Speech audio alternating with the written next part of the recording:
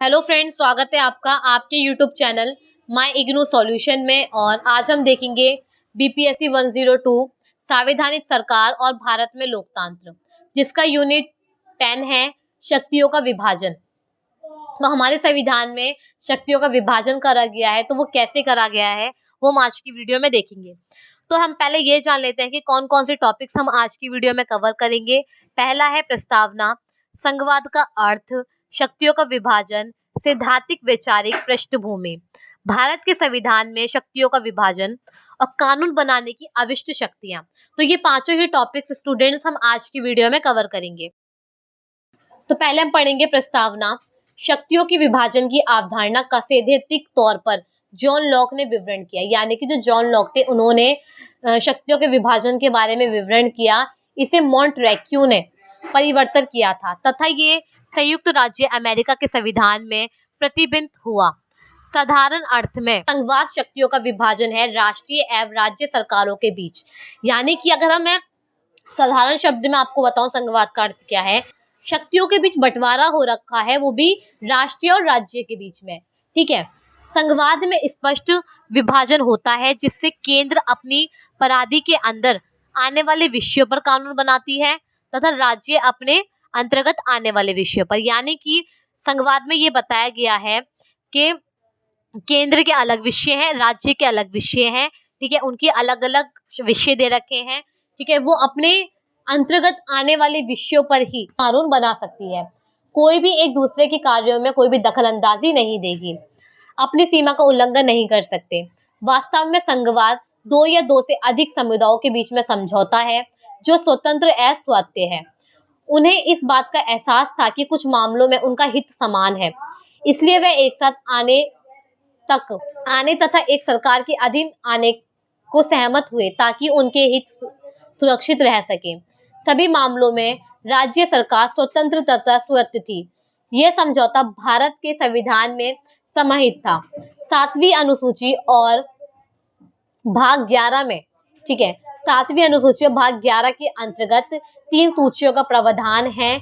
इसमें संघ सूची, राज्य सूची और संवर्तीय सूची के विषय शामिल हैं। तो संघ सूची के विषयों पर केंद्र कानून बनाती है, राज्य सूची के विषयों पर राज्य कानून बनाती है तथा संवर्तीय सूची के विषयों पर केंद्र और राज्य दोनों कानून बनाती है। यानी कि 7वीं अनुसूची भाग 11 के अंतर्गत 3 सूचियों का वर्णन किया गया है संविधान में, जिसमें संघ सूची, राज्य सूची और संवर्तीय सूची। तो संघ सूची पूरे जो केंद्र पर जो कानून बनते हैं, क्योंकि केंद्र सरकार जो होती है पूरे देश को संभालती है। वो अपने कार्यपालिका में पड़ा था, जो केंद्र होते हैं पूरे देश को संभालती है, राज्य केवल अपने राज्य पर। ठीक है, तो जो केंद्र होती है, केंद्र के जो विषय होते हैं, ठीक है, जो संघ के जो विषय होते हैं वो केवल, ठीक है, केंद्र के कानून ही बनाएंगे और राज्य सूची के जो विषय है वो केवल राज्य के कानून बनाएंगे। और जो तीसरी जो सूची आती है वो होती है संवर्तीय सूची। तो संवर्तीय सूची के अंदर जो विषय है उस पर केवल केंद्र और राज्य दोनों ही मिलकर कानून बनाएगी। संघात्मक सरकार का अर्थ। संघात्मक सरकार उस व्यवस्था को कहते हैं जिसमें संविधान द्वारा शक्तियों तथा प्रांतों के बीच इकाइयों में विभाजित होती है। यानी कि संघात्मक सरकार का अर्थ ये होता है कि संविधान के द्वारा उनकी शक्तियों का बंटवारा किया गया है केंद्र तथा प्रांत यानी कि राज्यों के बीच में, उसी को संघात्मक सरकार कहते हैं। दोनों अपने कार्यों में स्वतंत्र होते हैं और दोनों एक दूसरे की शक्तियों में हस्तक्षेप नहीं कर सकते। यानी कि दोनों ही सरकारें, केंद्र और प्रांत, अपने कार्यों में स्वतंत्र हैं और दोनों एक दूसरे के कार्यों में हस्तक्षेप नहीं कर सकते। प्रत्येक सरकार के अपने अधिकार होते हैं, यानी कि हर सरकार के अपने अपने अधिकार हैं, राज्य सरकार के और केंद्र सरकार के। कुछ संघीय राष्ट्रों में दोहरी नागरिकता है। दोहरी नागरिकता क्या होती है, ध्यान से समझिए। ये एक देश है, भारत है, इसमें अलग अलग क्या बन रखे हैं, राज्य बन रखे हैं। दोहरी नागरिकता का मतलब होता है दो नागरिकता। ठीक है, जैसे मैं आपको एग्जांपल दूं, जैसे मैं हूँ, ठीक है, तो मैं दिल्ली में रह रही हूँ। दिल्ली में मैं किस में रह रही हूँ, भारत में रह रही हूँ। तो अगर जब मेरा पासपोर्ट बनता है या फिर मैं कहीं घूमने जाऊं, तो अगर मैं ये बोलूं कि मैं दिल्ली में रहती हूँ लेकिन मैं भारत की निवासी हूँ, तो ये मेरी क्या हो गई, दोहरी नागरिकता हो गई। ठीक है, तो दोहरी नागरिकता जो है, जैसे कि अमेरिका में दोहरी नागरिकता को अपनाया गया है। तो अगर ये अमेरिका है, अमेरिका में जो जो राज्य हैं, ठीक है, उसकी जो जनता है, जो नागरिक है, तो वो दोहरी नागरिकता में आते हैं। जैसे वह अपने क्षेत्र के भी हैं और वह अपने राष्ट्र के भी है, तो वो होती है दोहरी नागरिकता, यानी कि दो पहचान। भारत में इकहरी नागरिकता है। इकहरी नागरिकता यानी एक नागरिकता। भारत का नागरिक किसी भी भारत के कोने में रहे, किसी भी राज्य में रहे, वह रहेगा भारतीय ही, ठीक है। उसकी जो नागरिकता मानी जाएगी वो भारतीय ही मानी जाएगी। लोगों को दोहरी पहचान और निष्ठाएं होती है, वे अपने क्षेत्र के भी होते हैं और राष्ट्र के भी। यानी कि दोहरी पहचान का मतलब होता है दो पहचान। वे जिस क्षेत्र में रह रहे, जिस राज्य में रह रहे, वहां के तो है ही हैं, साथ में वे अपने राष्ट्र के भी है, जिसको हम दोहरी नागरिकता कहते हैं। जैसे कोई पंजाब का रहने वाला है तो उसकी नागरिकता भारतीय ही रहेगी, ठीक है। तो भारत में जो है वो इकहरी नागरिकता है। वह अपने केवल वो भारतीय ही रहेगा, चाहे वो किसी भी भारत में किसी भी राज्य में रह रहा हो। दोहरी शासन की विस्तृत रूपरेखा आमतौर पर एक लिखित संविधान में विद्यमान होगी। यह संविधान सर्वोच्च होता है और दोनों शक्तियों का साधन भी है। तो हमारे जो संविधान है, हमारा जो संविधान है वो सबसे सर्वोच्च है, वो सबसे ऊपर है, और संविधान में दोनों ही शक्तियों का बंटवारा किया गया है और उनके अधिकार भी बताए गए हैं। भारतीय महत्व के मुद्दे, ठीक है, भारत के जो महत्व के जो मुद्दे होंगे वो केंद्र सरकार देखेगी। क्षेत्रीय मुद्दे स्थानीय महत्व यानी कि राज्य सरकार देखेगी। यानी कि जो पूरे देश का जो शासन है वो केंद्र सरकार देखती है, उनके अंदर जो राज्य हैं वो केवल राज्य सरकार देखती है। केंद्र और राज्यों के मध्य भेद होने पर एक स्वतंत्र न्यायपालिका की व्यवस्था की गई है। यानी कि अक्सर स्टूडेंट्स ये देखा गया है कि राज्य और केंद्र के बीच अक्सर मतभेद हो जाता है, ठीक है, अक्सर लड़ाई झगड़े हो जाते हैं, लेकिन उन झगड़ों को सुलझाने के लिए हमारी जो न्यायपालिका है उसको स्वतंत्र रखा गया है, जिससे उनके जो मतभेद है, जिससे उनके जो झगड़े हैं वह सुलझा सके। संघवाद की विशेषताएं, ठीक है, संघवाद की विशेषताएं क्या है? दो स्तर की सरकार है, केंद्र और राज्य, यानी कि दो तरह की सरकार है, केंद्र और राज्य है। हमारे जो देश का संविधान है वो लिखित है, यानी कि लिखा हुआ है।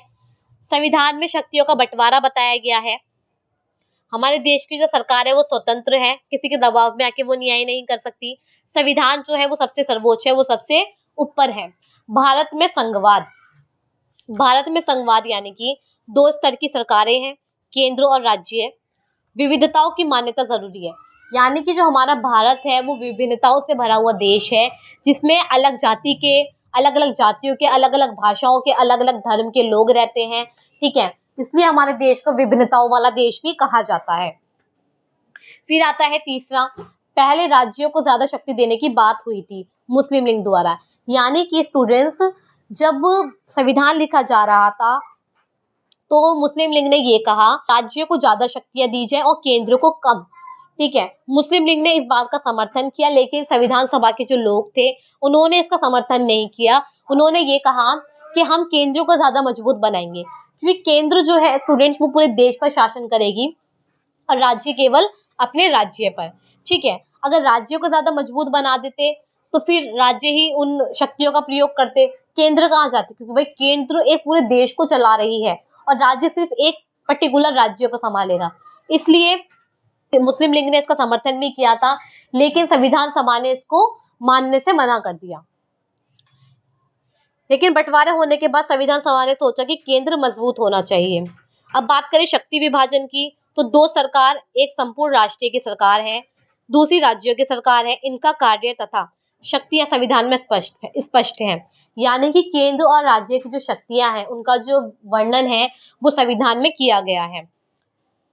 अगर राज्य शक्तियों के बीच कोई भी विवाद होता है तो उनको न्यायपालिका देखेगी। फिर आता है शक्तियों का विभाजन, सैद्धांतिक वैचारिक पृष्ठभूमि।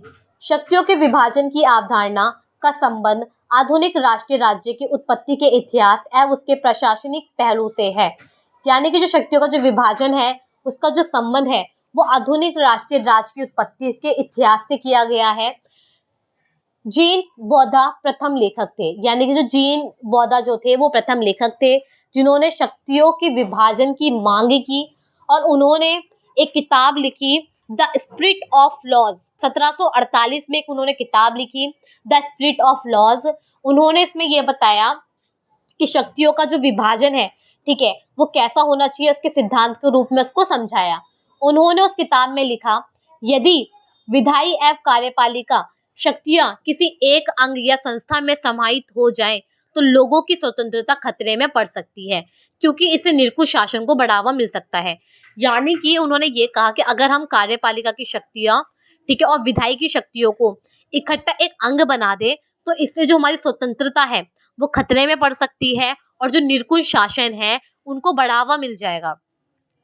यदि न्यायिक और विधायी शक्तियों को भी किसी एक अंग या संस्था में मिल जाए, तो इसके कानूनों की व्याख्या निरर्थक हो जाएगी, क्योंकि कानून बनाने वाला ही कानून की व्याख्या करता है और वह कभी भी अपनी गलती स्वीकार नहीं कर सकता। यदि न्यायिक शक्तियों को कार्यपालिका की शक्तियों में मिला दिया जाए और इसे एक किसी व्यक्ति या एक संस्था को दे दिया जाए, तो प्रशासन निरर्थक हो जाएगा तथा दोषी हो जाएगा। यानी कि अगर न्यायिक शक्तियों को कार्यपालिका की शक्तियों से मिला दिया जाए या फिर और इसे किसी भी एक व्यक्ति और संस्था को दे दिया जाए, ठीक है, तो वही क्या होगा, वही दोषी होगा और वही क्या होगा, एक पुलिस ही जज बन जाएगी। फिर आता है महात्मा गांधी ने विकेंद्रीकरण की बात की। महात्मा गांधी ने भी विकेंद्रीकरण की बात की। उन्होंने राम राज्य के बारे में बात की और कहा कि शक्तियों का विभाजन किया जाना चाहिए, ठीक है। तो राम राज्य के बारे में उन्होंने एक बात की और उन्होंने कहा कि शक्तियों का विभाजन होना अति आवश्यक है। तो स्टूडेंट्स, मैं आपके लिए एक टॉपिक छोड़ रही हूँ, राम राज्य क्या है, ये आपको मुझे कमेंट करके बताना है कि राम राज्य क्या था, ठीक है। आगे देखते हैं। तो महात्मा गांधी जी ने कहा कि एक शक्तियों का बंटवारा होना चाहिए जो ग्राम पंचायत से शुरू होकर राष्ट्रीय स्तर तक जाए। यानी कि पहले क्या थी, ग्राम पंचायत होती थी, ठीक है, गाँवों में पंचायत होती थी।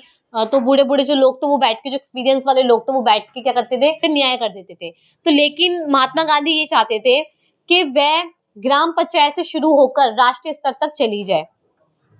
जहां तक ब्रिटिश राज में प्रशासनिक इतिहास का संबंध है, भारत सरकार अधिनियम 1935 के तहत 3 सूचियों के तहत विधायी शक्तियों को एकत्रित किया गया है। यानी कि भारत सरकार अधिनियम में 1935 के तहत 3 सूचियां तैयार की गई हैं। पहली है संघ सूची, दूसरी है प्रांतीय सूची और तीसरी है समवर्ती सूची और चौथी है अविष्ट शक्तियां, ठीक है। अविष्ट शक्तियों को गवर्नर जनरल को दिया गया है, जिसे वे केंद्र सरकार या प्रांतीय सरकार को दे सकते हैं। तो जो अविष्ट शक्तियां हैं वो गवर्नर को दी गई हैं। अगर वह चाहे तो केंद्र या प्रांतीय सरकार को वह दे सकता है ये वाली शक्तियां। ये विशेष व्यवस्था इसलिए की गई है क्योंकि उस वक्त की परिस्थितियों अनुकूल नहीं थी। हिंदू एक मजबूत केंद्र के पक्ष में था, जबकि मुस्लिम प्रांतों के पक्ष में था। यानी कि जो संविधान का बंटवारा किया जा रहा था, मुस्लिम लीग ये चाह रहा था कि राज्य को ज्यादा मजबूत बनाया जाए और हिंदू धर्म ये चाह रहा था कि केंद्र को ज्यादा मजबूत बनाया जाए। तो प्रत्येक महासंघ में शक्तियों के विभाजन को संविधान में दर्शाया गया है। तो ये जो केंद्र और राज्य के बीच में जो शक्तियों को जो बंटवारा किया गया है, इसका जो पूरा प्रावधान है वो संविधान में भी दर्शाया गया है, जो कि उसकी प्रकृति और चरित्र के अनुसार नीतियों के ऊपर सहमति से बना है। विधेयी शक्तियों के विभाजन में जो भी विविधताएं या अंतर हो, लेकिन एक बात सभी संघों में समान है कि सभी संघों में विधायी शक्तियों का विभाजन किया गया है और ये विभाजन सभी संघों को कार्यपालिका की शक्तियां निर्धारित करने का अधिकार देता है। संघ का मतलब होता है स्टूडेंट्स केंद्र सरकार, ठीक है, आप कंफ्यूज मत होना। संघ मीन्स केंद्र, जो पूरे देश पर शासन करती है। भारत के संविधान में शक्तियों का विभाजन, केंद्र एवं प्रांतीय सरकारों के बीच शक्तियों का विभाजन से संबंधित प्रावधान भारतीय संविधान के भाग 11 और अनुच्छेद 246 में रखे गए हैं। यानी कि केंद्र और प्रांतीय के बीच जो शक्तियों का बंटवारा किया गया है, उसके जो प्रावधान है संविधान के भाग 11 और अनुच्छेद 246 में उन प्रावधानों का वर्णन किया गया है। ये भाग 2 अध्यायों में विभाजित हैं। विधायी संबंध एवं प्रशासनिक संबंध। भारतीय संविधान ने इस व्यवस्था को अपनाया है, जिसमें विधायी शक्तियों को 2 सूची है, एक केंद्र के लिए और दूसरी राज्य के लिए, ठीक है। तो 2 तरह की सूची तैयार की गई, तो केंद्र की सूची और राज्य की सूची। लेकिन अविष्ट शक्तियां केंद्र के पास छोड़ दी गई हैं। तो अविष्ट शक्तियां जो हैं वो केंद्र के पास छोड़ दी गई हैं। ये व्यवस्था कनाडा के संविधान से मिलती जुलती है। तो जो कनाडा जो था उसका जो संविधान है, ठीक है, उससे ये जो व्यवस्था है सूचियों की, राज्य सूचियों, केंद्र सूची की, उससे मिलती जुलती बनाई गई है। फिर क्या हुआ, ऑस्ट्रेलिया के संविधान को मानने के बाद इसमें एक अतिरिक्त सूची को जोड़ा गया। ठीक है, तो फिर क्या हुआ, एक जो हमने ऑस्ट्रेलिया का जब संविधान देखा तो उसमें एक अतिरिक्त सूची मिली, समवर्ती सूची। तो उसको भी क्या हुआ, संविधान सभा ने अपने में जोड़ लिया। कब, 1935 में। ठीक है, 1935 में समवर्ती सूची को अपने संविधान में जोड़ लिया गया। जो समवर्ती सूची थी उसका मतलब ये था कि केंद्र सरकार और राज्य सरकार, ठीक है, समवर्ती सूची में जो भी आने वाले विषय हैं उस पे दोनों सरकार मिलकर विषय बनाएगी। समवर्ती सूची पर केंद्र सरकार, राज्य सरकार अब दोनों कानून बना सकती है। यह सूची संघ सूची, राज्य सूची, समवर्ती सूची के नाम से प्रचलित है। संघ सूची में 97 विषय शामिल हैं। ये सबसे बड़ी सूची है तीनों सूचियों में से। ठीक है, तो जो संघ सूची है उसमें 57 विषय शामिल हैं। ये सबसे सर्वोच्च है और सबसे बड़ी जो है सूची है। राज्य सूची में टोटल 86 विषय दे रखे हैं। समवर्ती सूची में 47 विषय हैं, जिसमें संघ सूची और राज्य सूची मिलकर कानून बनाएगी। अब देखते हैं वो सूचियों में कौन कौन से विषय आते हैं। तो पहली है संघ सूची, जो पूरे देश पर विषय बनाएगी। ठीक है, इसमें शामिल है विदेशी मामले, युद्ध और शांति, बैंकिंग, रेलवे, डाक और तार, वायुसेना, बंदरगाह, विदेशी व्यापार, मुद्रा। इन विषयों पर सिर्फ केंद्रीय विधायिका ही कानून बना सकती है। बात करें राज्य सूची की, इसमें आती है कृषि, पुलिस, जेल खाना, स्थानीय शासन, सार्वजनिक स्वास्थ्य, भूमि, शराब, वाणिज्य व्यापार, पशुपालन। आमतौर पर इन विषयों पर कौन कानून बनाएगी, प्रांतीय यानी कि राज्य सूची। एक और चीज स्टूडेंट्स, ना तो संघ सूची इस पर विषय बना सकती है, ठीक है, ना तो राज्य सूची संघ सूची के विषय में कानून बना सकती है। तो ये दोनों ही एक दूसरे के विषय पर हस्तक्षेप नहीं कर सकते। अब बात करें समवर्ती सूची की, जो ऑस्ट्रेलिया के संविधान से ली गई है, तो इसमें ये बोला गया है संघ सूची और राज्य सूची समवर्ती सूची में दोनों मिलकर कानून बनाएंगी। वो कौन कौन से विषय हैं, शिक्षा, कृषि भूमि के अतिरिक्त किसी अन्य संपदा का हस्तांतरण, वन मजदूर संघ समानों में मिलावट, गोद लेना और उत्तराधिकारी केंद्र और प्रांतों दोनों में विधायिका इन मामलों पर कानून बनाती है। यानी कि समवर्ती में केंद्र सरकार और राज्य सरकार दोनों ही मिलकर कानून बनाती है। आता है कानून बनाने की अविष्ट शक्तियां। कि जो अविष्ट शक्तियां दी गई हैं वो किसके पास है, ये देखते हैं। तो स्टूडेंट्स, अविष्ट शक्तियां वह शक्तियां होती हैं जो तीनों सूचियों से बाहर के जो विषय होते हैं, जो तीनों सूचियों के बाहर के जो कानून होते हैं उनको अविष्ट शक्तियां कहते हैं। ठीक है, अब बात करें, भारत में अविष्ट शक्ति केंद्र के पास दी गई है। हालांकि राज्यों को भी कानून बनाने का अधिकार है, लेकिन वे राज्य सूची के अंतर्गत आने वाले ही विषय पर कानून बना सकती है। ठीक है, तो जो राज्य सरकार है वो केवल अपने राज्य सूची के अंतर्गत जो भी विषय आते हैं केवल उन पर ही कानून बना सकती है। कुछ ऐसे विशेष मामलों में केंद्र सरकार ही कानून बना सकती है। असाधारण मामलों में केंद्र के पास अविष्ट शक्तियां होती हैं कानून बनाने के लिए। यह असाधारण मामले इस प्रकार हैं। अनुच्छेद 249 के अंतर्गत ये प्रावधान दिया गया है, यदि राज्यसभा ने ये घोषित कर दिया गया कि संसद को राष्ट्रीय हित को ध्यान में रखकर कानून बनाना चाहिए और ये प्रस्ताव 2/3 बहुमत से पास हो जाए, तो ये कानून संपूर्ण देश के लिए वैध माना जाएगा। यानी कि अनुच्छेद 249 के अंतर्गत ये बोला गया है कि अगर राज्यसभा ने ये घोषित कर दिया कि संसद को राष्ट्र के हित को देखकर कानून बनाना चाहिए और ये जो प्रस्ताव है जो घोषित करा गया राज्यसभा के द्वारा और ये 2/3 बहुमत से पास हो जाए, तो ये कानून संपूर्ण तौर पर देश के लिए वैध माना जाएगा। जब तक ये प्रस्ताव जारी रहेगा, राज्यसभा हालांकि ऐसे प्रस्ताव को 1 वर्ष के लिए आगे और बढ़ा सकती है, जिस तारीख पर ये लागू किया गया था। यानी कि अगर राज्यसभा चाहे तो इस प्रस्ताव को 1 वर्ष के लिए और आगे बढ़ा सकती है। बात करें अनुच्छेद 250, संसद को ये अधिकार देता है कि वह राज्य सूची में शामिल किसी भी विषय पर कानून बना सकती है। ठीक है, तो अनुच्छेद 250 संसद को ये अधिकार देता है कि राज्य सूची में जो भी विषय आते हैं तो संसद उस पर कानून बना सकती है। ये कानून पूरे देश पर किसी भी भाग में लागू किया जा सकता है यदि आपातकाल लगाया जा चुका हो। मैं आपको बताऊं, अनुच्छेद जो 250 है, संसद तभी राज्य सूची में जो आने वाले विषयों पर तभी कानून बना सकती है जब देश में आपातकाल लगाया गया हो।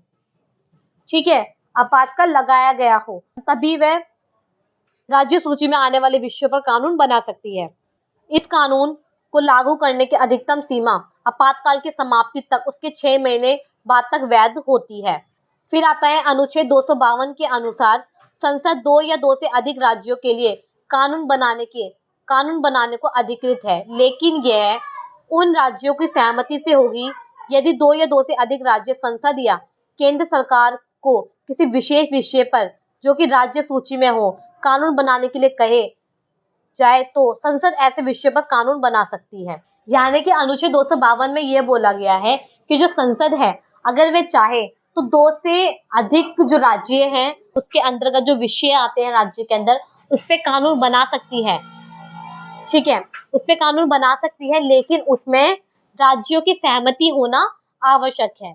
यदि 2 या 2 से अधिक राज्यों पर संसद या केंद्र सरकार को किसी विशेष विषय पर जो कि राज्यसभा की सूची में बनने के लिए कहा जाए तो संसद ऐसे विषयों पर भी कानून बना सकती है। यदि अगर किसी राज्य में, ठीक है, अगर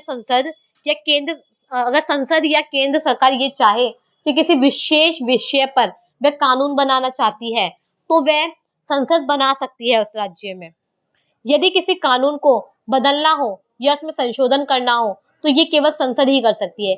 यदि अगर किसी कानून को बदलना हो, उसमें संशोधन करना हो तो ये केवल संसद ही कर सकती है, लेकिन इसकी शुरुआत राज्यों को करनी चाहिए। अनुच्छेद 253 के तहत संसद को यह अधिकार है कि किसी संधि, समझौते या सम्मेलन को लागू करने के लिए कानून बना सके तथा ये समझौते किसी अन्य देश के साथ हो, अंतर्राष्ट्रीय सम्मेलन हो या संगठन और संस्था हो। इसमें यह भी प्रावधान है कि संसद ऐसे विषय पर भी कानून बना सकती है जो विषय राज्य सूची में शामिल हो। संसद को यह अधिकार है कि वह किसी संधि या समझौते या फिर सम्मेलन को लागू कर सकती है। ठीक है, उस पर कानून बना सकती है। ये समझौते किसी अन्य देश के साथ हो या अंतर्राष्ट्रीय सम्मेलन हो या संगठन और संस्था हो। यानी कि अगर वे चाहे, ठीक है, तो अगर वे चाहे तो अन्य देश से समझौता करना हो किसी कानून को लेकर तो ये संसद का अधिकार है, वो कर सकती है अन्य देश से समझौता या फिर अंतर्राष्ट्रीय सम्मेलन भी बना सकती है। इसमें ये प्रावधान है कि संसद ऐसे विषय पर कानून बना सकती है जो विषय राज्य सूची में शामिल हो, और ये संसद का अधिकार है कि वह राज्य सूची के अंतर्गत आने वाले विषयों पर भी कानून बना सकती है। फिर आता है अनुच्छेद 356। अनुच्छेद 356 जो है के अंतर्गत ये प्रावधान दिया गया है, यदि राष्ट्रपति इस बात से संतुष्ट हो जाए कि राज्य में ऐसी स्थिति उत्पन्न हो गई है जिसमें राज्यपाल संविधान के प्रावधानों के अनुकूल कार्य करने में असमर्थ है।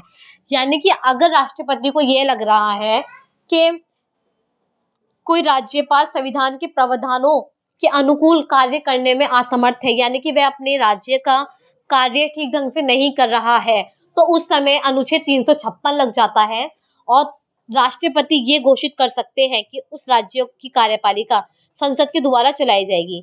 यदि किसी राज्य का राज्यपाल ठीक ढंग से अपने राज्य को नहीं संभाल पा रहा है तो उस समय राष्ट्रपति ये घोषित कर सकता है कि जब तक नया राज्यपाल नहीं चुना जा रहा तब तक वह राज्य की जो कार्यपालिका है वो संसद के द्वारा चलाई जाएगी। अनुच्छेद 356 के तहत उस राज्य की विधानसभा या तो भंग की जाएगी या निलंबित की जाएगी और कानून बनाने की शक्ति संसद के पास होगी जब तक राज्य में आपातकाल या राष्ट्रपति शासन होगा। फिर आता है सरकारीय आयोग। 1983 में केंद्र सरकार ने एक सरकारीय आयोग का गठन किया था जिसके अध्यक्ष थे न्यायमूर्ति RS सरकारीय थे। इसका मुख्य उद्देश्य केंद्र राज्य संबंधों पर संविधान के प्रावधानों की समीक्षा करना था। संघ राज्य संबंधों के मुद्दों पर विभिन्न राज्य सरकारों से चर्चा के बाद आयोग ने रिपोर्ट अक्टूबर 27, 1987 को सौंप दी थी। सरकारीय आयोग ने एक मजबूत केंद्र का समर्थन किया जो कि एकमात्र राष्ट्रीय एकता के लिए आवश्यक है। ठीक है, तो क्या हुआ, 1983 में केंद्र सरकार ने एक सरकारीय आयोग का गठन किया जिसके जो अध्यक्ष जो थे न्यायमूर्ति RS सहकारिया थे। इनका जो मेन उद्देश्य था वह ये चाहते थे, उन्होंने एक रिपोर्ट तैयार की अक्टूबर 27, 1987 को एक रिपोर्ट सौंपी और उसमें यह बताया गया कि केंद्र को ज्यादा मजबूत बनाना चाहिए। तो सहकारी आयोग ने केंद्र को मजबूत बनाने में समर्थन किया।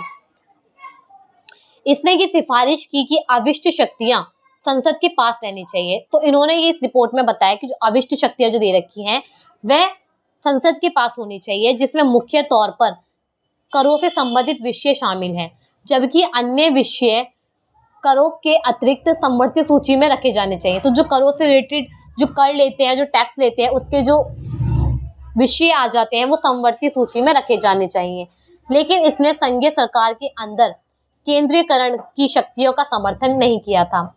इस आयोग ने एक स्थायी तौर पर अनुच्छेद 283 के अंतर्गत अंतर्राष्ट्रीय परिषद की स्थापना की सिफारिश की ताकि ये केंद्र एवं राज्यों से संबंधित समस्याओं के बारे में चर्चा कर सके।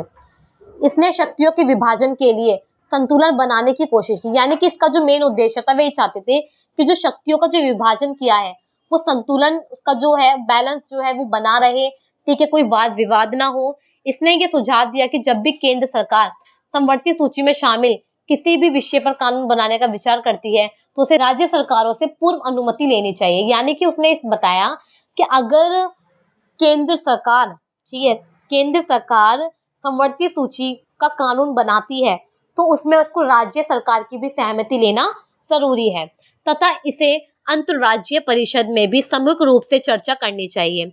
अनुच्छेद 288 के तहत सरकारी आयोग रिपोर्ट की सिफारिशों के अनुसार राष्ट्रीय मोर्चा सरकार ने 25 मई 1990 को राष्ट्रपति के अध्यादेश से अंतर्राज्यीय परिषद का गठन की स्थापना की। इस परिषद में प्रधानमंत्री, सभी राज्यों के मुख्यमंत्री, केंद्र शासित प्रदेशों के मुख्यमंत्री और केंद्र सरकार के 6 कैबिनेट मंत्री शामिल हैं।